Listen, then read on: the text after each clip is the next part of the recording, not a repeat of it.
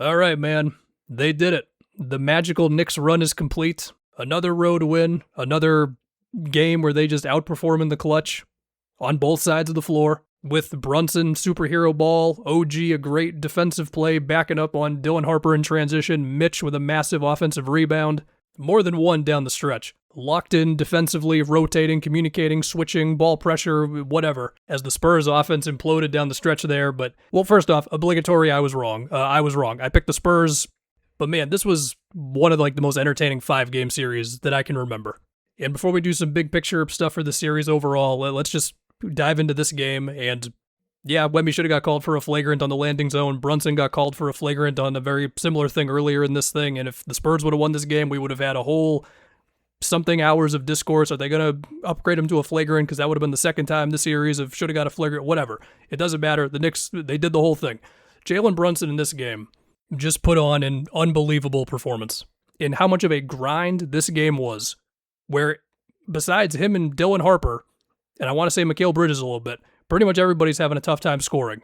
And he just, which by the way, oh my God, De'Aaron Fox and Stephon Castle, we'll get there.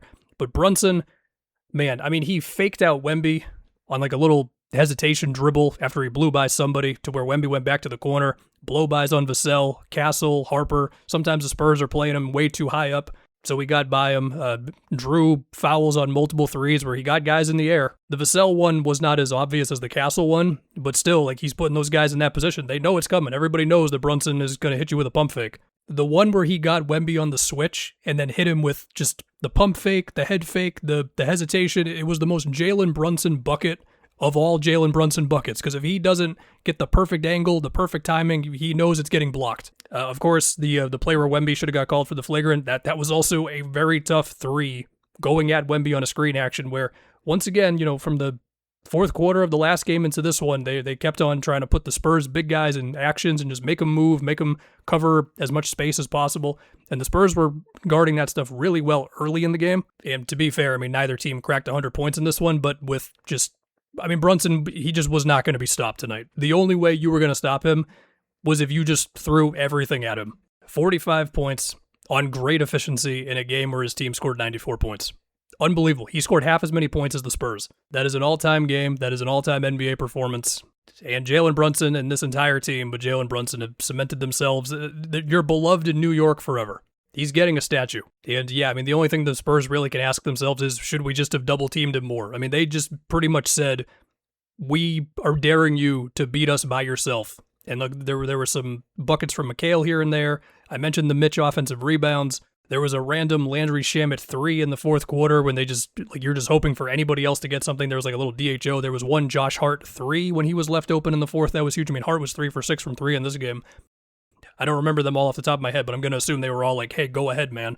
So we got a little bit of help there, but with Cat's fouls in this one, I don't think all of them needed to be called. He, at least on offense, won that game pretty much by himself. Unbelievable, the type of performance you just remember for a long time, forever.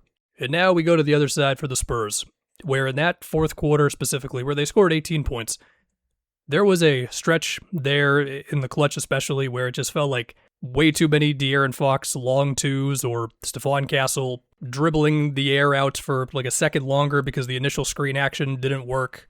And it really just summed up the Knicks' defensive improvement throughout the season, right? Where they're just razor sharp on the amount of help that they're bringing out of the corners or on the wings, but then they're closing out to not give up easy stuff. And so one specific example for you, look, Dylan Harper was fantastic tonight.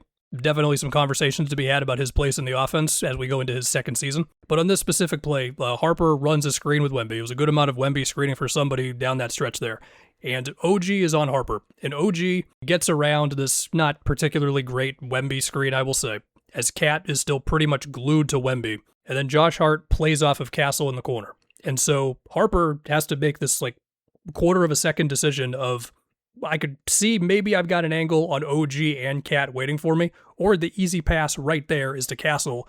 who has not made a shot tonight, and the Knicks are confident if we get a contest on a 3 from him, we feel good with the result.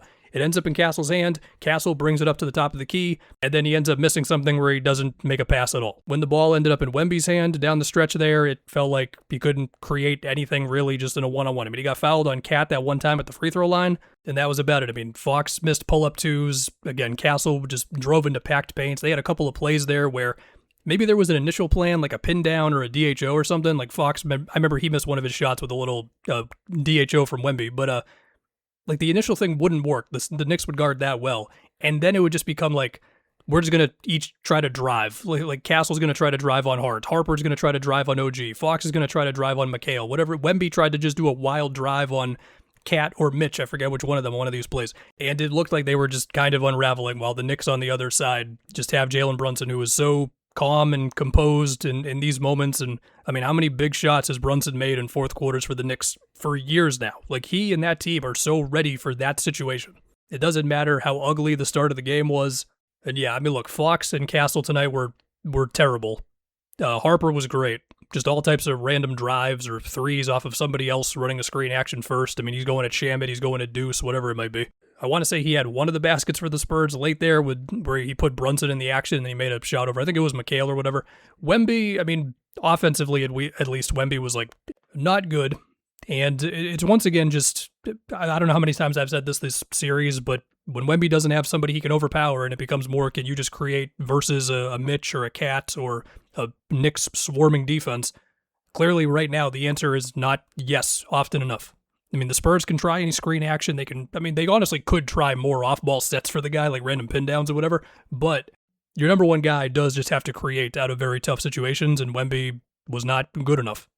And as far as big picture stuff for the series, I mean, pretty much like on one end, the Knicks, because of the spacing that they can create with Cat, on top of them just having multiple guys who can make shots, drive and kick, screen, crash the glass, whatever, between McHale, OG, Hart, Shamet, Mitch, even if at times in this series, Mitch being out there made it easier for Wemby to just pack the paint. But because of all that, and because they were so dialed in on where is Wemby, can we put him in screen actions, or can we attack on like the opposite side of the floor or whatever, they just made Wemby cover more ground and just second guess himself on rotations and his one-man zone stuff than any team did in these playoffs, okay? I remember talking about how the Wolves were trying to navigate it in the second round, where like Jaden was trying to put him in screens, or Randall was trying to do the same thing, or they're trying to do like Randall and Nas lineups to space the floor out as much as possible. For the Thunder, I mean, Caruso's three-point shooting was insane, but it also kind of did come down to like, if Caruso can keep up this insane shooting performance, then we've got a shot. And yes, they had injuries as well. And like there was a little bit of that with Josh Hart and the Knicks, but the Knicks were just way more dialed in on all of that stuff. The ball moved better, there were more driving kicks, whatever it might be.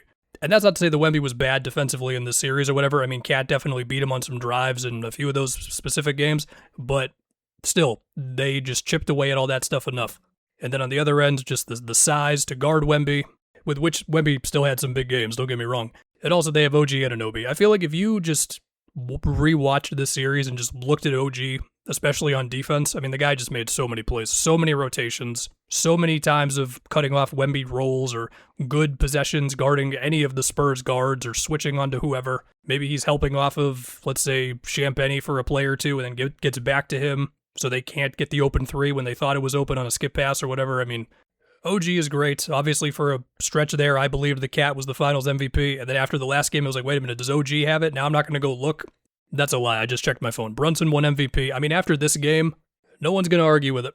Just amazing stuff, man. Like that fourth quarter, especially for me, like it just summed up everything the Knicks have built up for the last couple of years.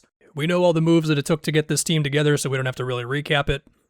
But I will just say, going from Tibbs to Mike Brown, it was a gutsy move, given that they had a good amount of success up to that point. I mean, conference finals, playoff runs, or whatever. But they made the right call. You know, the regular season, Knicks fans, Mike Brown, depending on the day, whatever. But in the playoffs, all of the changes you were hoping to see, like it really all just clicked when they went down 2-1 to Atlanta. They started featuring Cat more in the offense. They got Brunson off the ball a little bit more. And then they became pretty much unstoppable. So great stuff all around. I might do a future of the Spurs video as opposed to just talking about a year. So yeah, you know some of what I'm going to say. We'll do this real quick.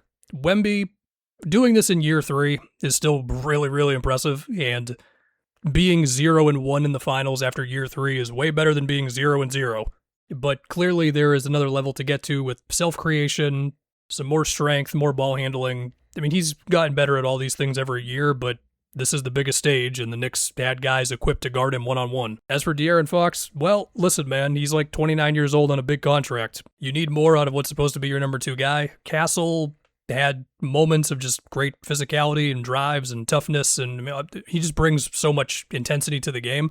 And also, there's just random, turnovers or bad shots or shooting droughts that he will go on. And I still like Castle a lot. And we got to remember, we're talking about this in the finals. Like a lot of the time when we talk about a year 3 team and these are the combos we're having, we're usually talking about it after they lose a play-in game or they lose in round 1 or something. So yeah, but they do need to run more offense through Harper. The guy's too good to keep being in this role. He's a rookie, all that stuff. And you try to balance that out without having Castle and Fox feel some type of way. I mean, Fox already got his money. Castle's extension eligible after next season, so we'll see with all that. And then as far as any moves, I mean, I do think they could use like a big forward who teams have to guard, but could just give them a little more size, a little more physicality, like somebody besides Keldon Johnson, who just was not very playable in this series, who, let's say you could put on Cat and give Wemby more free reign to do his zone defense, helping off of whoever, stuff like that, but whatever. Maybe I won't do a future of the Spurs video. Anyway, that's enough on the Spurs. Congrats to the Knicks. It was a great playoffs watching them. And I have to assume the scene in New York City is crazy right now. Hopefully, nobody's getting hurt. And that's another season, and we will be back. I don't know. Giannis might get traded in like 2 days. I don't know. I might have to prepare for a Giannis Celtics thing. Who knows? Anyway, have a good one, guys.